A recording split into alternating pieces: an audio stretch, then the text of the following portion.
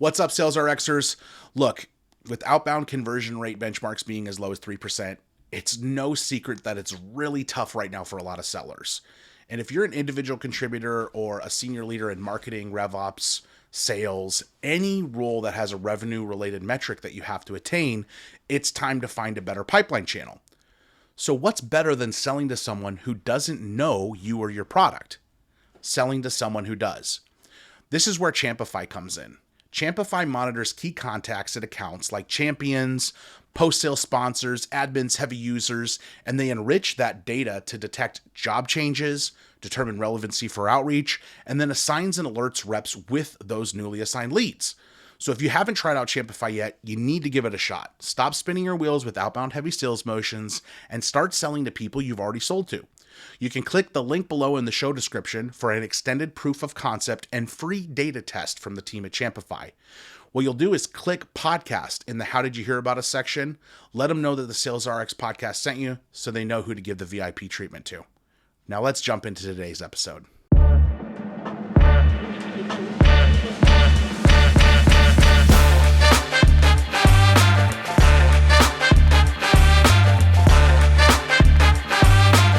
Ryan, you have this concept about the way your cold calling is dead. And right now, there's such an increase in these point solutions for how to write the perfect cold email or how to read sentiment from your prospects on your website so you know who to call and when to call. And it just reminds me of when I was doing really well in commercial insurance and I started getting into those kind of stats, like when is the best time to make a call? And the sales manager that maybe I somewhat despised just a little bit because he was like real old school, but he also made a really good point. And I think that's why I despise him more. One day said, you know what, Chet? Anytime is a good time to make a cold call.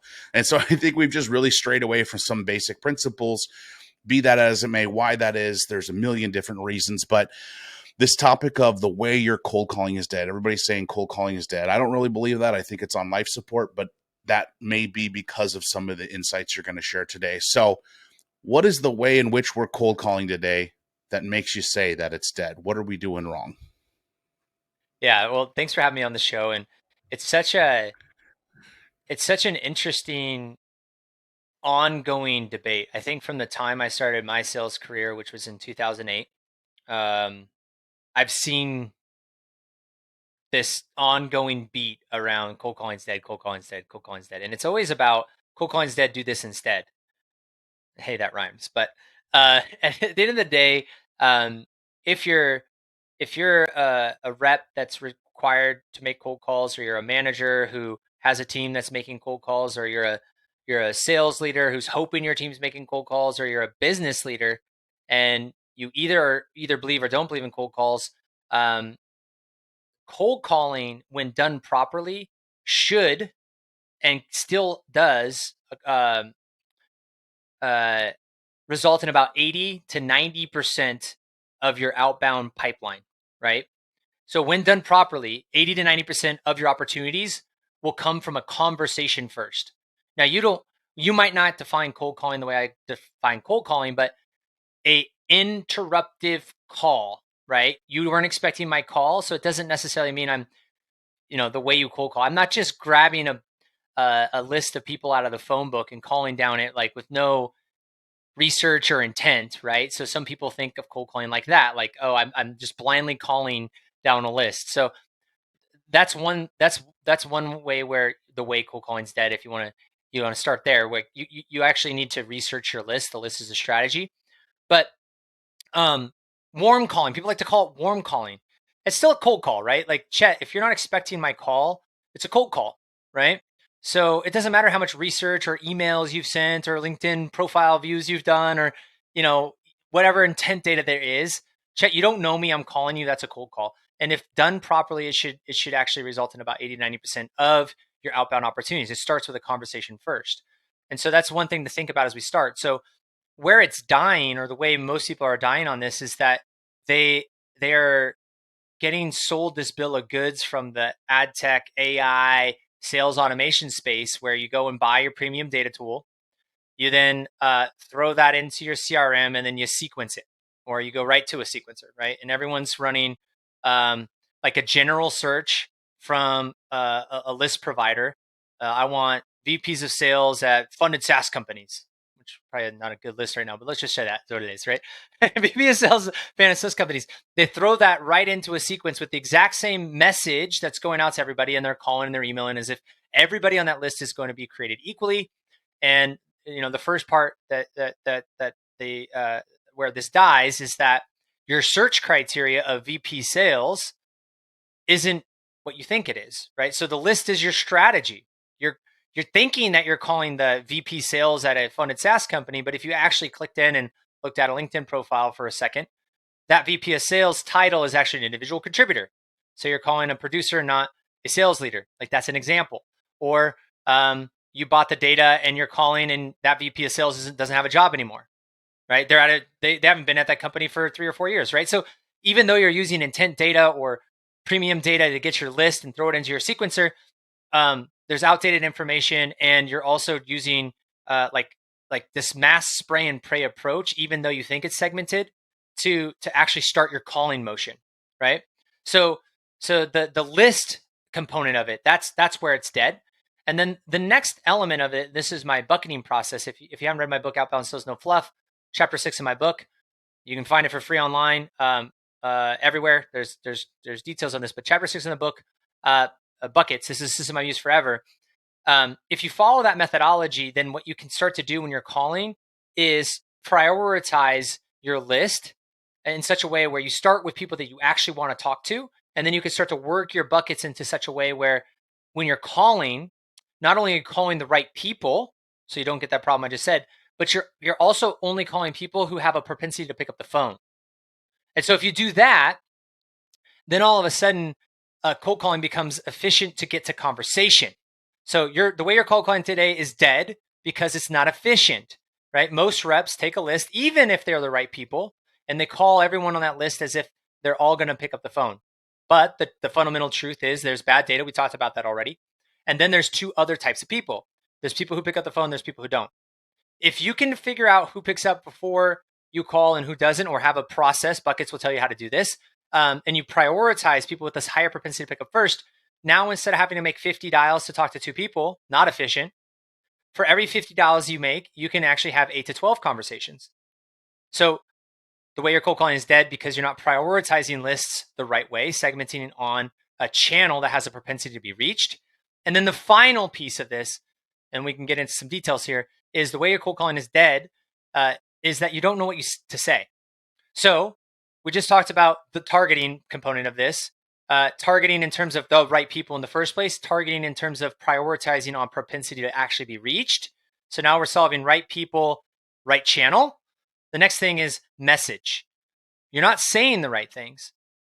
When you're cold calling today, most people are calling and just doing a version of what everyone talks about as the pitch slap, right? We just connected and I tell you a bunch of stuff. You're like, what is this crap? And I don't listen to it. Or I got an email and I just get a pitch. And everyone complains in LinkedIn or email that you're getting pitch slapped, but no one talks about the pitch slap on the cold call. In a cold call, when someone answers the phone, interruptive communication, I don't know who you are, and I say, hey, this is Ryan, and you just say, hey, Ryan, I'm with company, you just pitch slap me. One, I didn't hear anything you said, right? And more often than not, I'm saying I'm good. I'm not interested. Click off the phone. So the way you're cold calling is incorrect because your message is broken. One is the framework of the conversation. Highly recommend ebook of the Art of Cold Calling by Townsend Wardlaw. The first time I read this thing, I thought, what is this gibberish? But when I put this into action, it completely changed my perspective on how to actually use the phone for interruptive communication. His framework will help you establish a two-way dialogue so that you're not pitch slapping, so that you're actually, one, are talking to the right person even once they've picked up. Two, they've heard what you had to say. And so that's really important. And then the final piece there is, of course, once you get through that framework, is the actual intent and message and the outcome you're seeking. When you're cold calling, the intention of the cold call, interruptive, you're not expecting this, is not to sit there and pitch and gather a bunch of information and qualify. It is to actually try to get another conversation at a later date. And of course, if you do get permission, you can move into that framework. But the main intention is really to introduce yourself, build awareness, and get to what I call a completion, which is you actually heard what I had to say, and we're establishing a next action. That could be a meeting. It could be you're not the right person. It could be a future follow-up. It could be a referral. Yes, no, not me, not now is what we're seeking. But your message and the way you're delivering it from the very beginning is one, not being heard, and two, formulated around you and a pitch when what you're really trying to do is, are you the right person and is this the right time? And so those are all the things in rapid succession, and we can pause there in case you want to dive into. I know we have a short little show here. No. That's great and it's really informative. And I wholeheartedly agree. I think whether you're pulling open the yellow pages and calling a bunch of businesses, or you're putting people in a sequence, if you're making an outreach, a call, and it's an interrupt to their day because it's not scheduled, not something they were expected, it's cold. Whether you want to call it warm because they've gotten some correspondence, or whether you're straight up, this is the first time we've ever chatted. So I love that you kind of set that parameter and that expectation. I also absolutely just hate that people think you should be cold calling people right away. Personally, I think you haven't deposited enough. You haven't given them enough time to build awareness and even create some interest. The desire and the action, AIDA funnel, right? The desire and the action is what typically the cold call will do. And some people are really good at creating desire on that cold call right away after, one email or a LinkedIn touch. 90% of people really aren't. And it's part of the reason why in my strategies, I never let someone get called. They have to go through an entire marketing drip on the outbound side, essentially, an entire awareness and interest building campaign before we even call them. Because I would rather have a person take 60 days to get through a full cycle sequence and convert at 12% on my outbound than convert at 2 or 3% by just shooting a LinkedIn connection and email and then calling the next day, with very, very low intent for them, very low value. They don't know who I am. They don't know where I'm calling from. They haven't seen me enough to even trust me. But I think a lot of it has to do with the reason that typically doesn't work is because of what people are doing on the phone. I hear tons and tons of calls. People are very bad at cold calling, even when they think they're really good. And it's just not even the ability to be conversational or get to that. What do I want personally as the person that you're calling? Like, what do I selfishly want? So let's dig into that part of the call a little bit with the time that we have. I have a bunch of opinions on what people do wrong in cold calls. We could dissect every single cold call in the world and really break it down. But I want to hear from you. What do you think is the most recurring thing that people are getting wrong in their cold calls that they need to fix? Well, I mean, the first thing is that when people are cold calling today, a majority of people aren't actually using like a script or at least a framework. Like they don't even know the words, phrases, and sentences that they want to say. And so they're showing up to every conversation with just whatever they feel like they should say out of their mouth. And so what that does is it doesn't prepare them for how to enter into the conversation and how to navigate back. Like there's no plan. There's no plan around how am I going to take somebody through this journey. So not having a script is a big problem. They're winging it. They're saying something different every single time, and so there's no measurement of what's working and what's not working. Right? I'm a very objective. I like to base my opinions on objective facts, not like subjective opinions. So the fact is, when you have a script or you have a framework, you can actually now provide an objective view of what's happening in your conversations. If you're winging it and you're saying something different every other time, and you're not getting past hello, your opener, for example, is failing. Which, by the way, this is where most trainers and consultants they spend all their time on openers, which I used to do a live show every single day, and I would spin a wheel and do a different opener every time. It doesn't matter. It's about your your actual consistency and commitment to the process. Once you get past hello, now is it what I'm saying, or is it the individual, etc.? So having a script or a framework that you can follow and have like breakpoints, sections, allows you to be objective. You can measure it. Okay, so that's the number one thing that I think a lot of organizations they do not enable their team with messaging, and a lot of them use that as a leaders use this as a excuse, saying, "Oh, my team's senior enough; they're not going to use it or whatever." I'm not saying you have to force it, but what I am saying is, if you're a rep, I've been cold calling for a very long time. I still have a script up, no matter no matter what. Like I'm the founder of my company now. When I cold call for my family or my company, I have my script, okay, because I want to know what I'm saying. I also want to play with words, and even to this day, I get a little bit nervous sometimes. When someone picks up the phone, I still get nervous sometimes. Uh, Someone might have a different approach than what I was expecting. I thought they're going to be a nice person. They're a little bit rough. I thought they were going to be rough. They're nice. I don't know. Like it throws me off a little bit. My script allows me to get back on there. So anyway, that's the first thing, is just having something to say. And then the other thing is again, the actual interruptive communication, to establishing a two-way dialogue. What most people will do when they're cold calling is they're going to call and they're going to say, "Hey, Chet, my name is Ryan," and they're going to use some sort of permission-based opener, like, this is a cool call. You want to hang up or roll the dice, or 27 seconds. Have I caught you at a good time? Whatever their little gimmicky intro is, right? The one I use today is, "We've never spoken before. I was hoping you might be able to help me out for a moment," right? Pretty straightforward. Most people say, "Sure, what's up?" Okay. Now that I have that, the next opportunity here is to introduce yourself, because they probably still haven't heard it. Even if you said, "Hey, this is Ryan," you say, "Again, my name is," and then introduce your company, and you could stop a little bit. The reason for that is not because they're going to recognize your name or company, but it's just to get their brain thinking, like, do I know this person or not? And that from there, this is the Townsend framework. You move into, to be honest, the only reason for my call today, to be honest, you don't have to use the "be honest," but the reason for my call today was actually to see if it makes sense to set up an introductory conversation where we could speak at some point in a later date. Do you happen to have your schedule available for the next day? Next Tuesday, next Wednesday, whatever. Put in your time frame.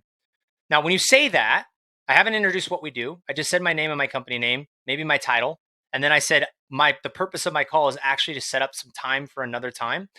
The purpose of this messaging is not to actually do anything else besides to get what 70 to 80% of people will do, which is maybe, or "You haven't told me what you do yet. I'm sorry. What do you do?"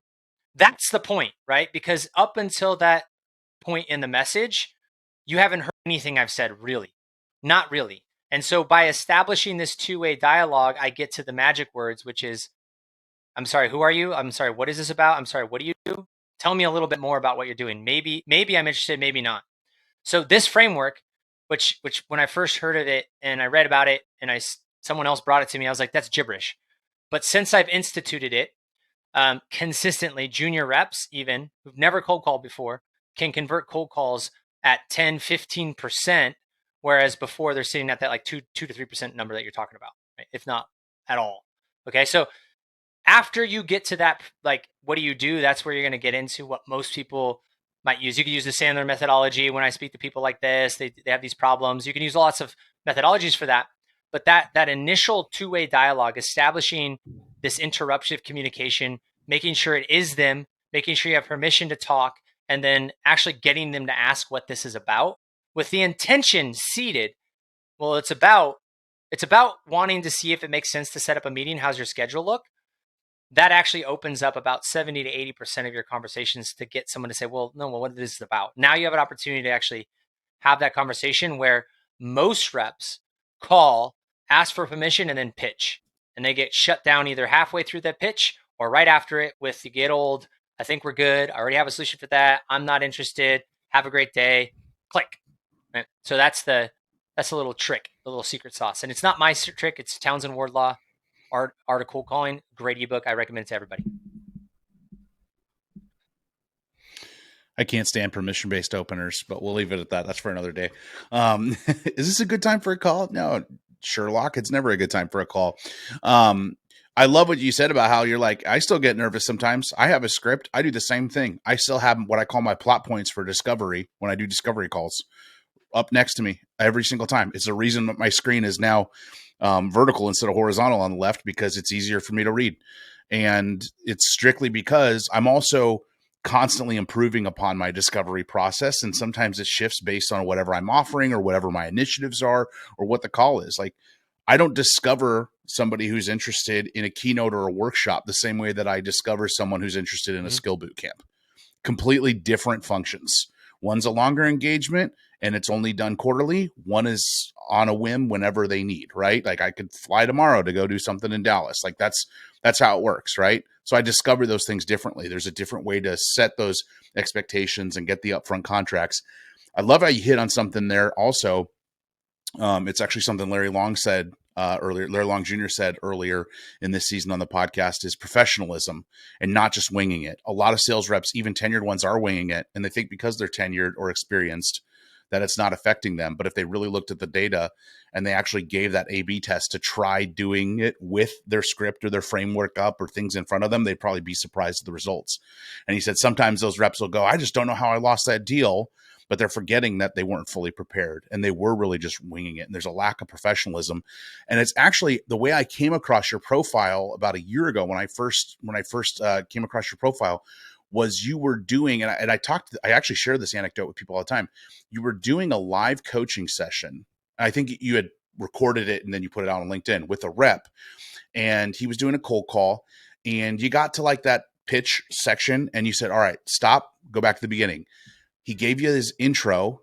You said, stop, go back to the beginning. He gave you another intro. You said, stop, go back to the beginning. He gave you another intro and you said, do you understand what you just did? You opened the call 4 different ways. You didn't do it the same way every time. When you do that, you're basically putting yourself in a position where you don't know where you're going next because you don't have that muscle memory. You don't have that pattern. You don't have that internalization going. And I talk to people about that all the time. That's the point of a script, is it's muscle memory. It's internalization.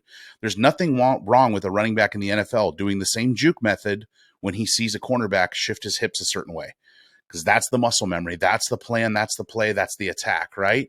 And so I remember that was something where I saw that and I was like, this is a great freaking exercise to do with reps. And I started doing it with my SDRs, and I just saw a monumental shift in the consistency of not only how they opened their calls, how they greeted their prospects, how they asked their qualifying or interesting question to kind of spur that conversation. I love what you're saying here, which is, hey, the reason for my call is this. I'm wondering if you could help me out, and then getting them to ask, well, what is it that you do? That's a great method too. But I saw that consistency increase. And then wouldn't you know it, conversion rates start going up because they're opening every call the same way. They're greeting prospects the same way. They're using the same qualifying question. They're navigating using the script. And I get people go, oh, they can be a robotic. Yeah. People that are bad at sales are robotic. But if you give a good rep, someone who's got the ability to be in this business, that has the skill set, you just need to coach them, that script or that framework, you'll start to see them really internalize it. And I love that you call that out, because consistency is key. Well, that goes all the way back to the very beginning, though. Like, more often than not, most people are spending all their time dialing, talking to gatekeepers, getting to voicemails. They're not having conversations because, well, they're not prioritizing their list the right way. But yeah, the start, stop, repeat framework for coaching, which is what you're talking about here, is a game changer. And it's rehearsing that fundamental intro over and over and over again. And once you get that nailed, moving to the next section, once you have those muscles, then if they say this, then there's only so many directions a call, right, words, phrases can go, and you're quarterbacking that. No, Ryan, this is it's a thing of beauty hearing you talk about this stuff. It's super insightful, and I love the passion in your voice for doing cold calling better. I think, like you said, too often people are just talking about openers and slapping some sort of gimmick on it, and they're not really focusing on the consistency side of it, and even the process side of it. Like, there's so much into the process side that needs to be done right for people to make it make sense, right? Take time to make time. Take the time to get it right pre-funnel before you even start doing the outreach, so it actually makes sense and you can increase those outbound conversion rates higher than 3%. To all of our first-time listeners and repeat listeners, thank you for giving us some time today. We really appreciate you listening to the full episode, and we'll be back next week for more insightful content. We'll talk to you then. Thanks, Ryan.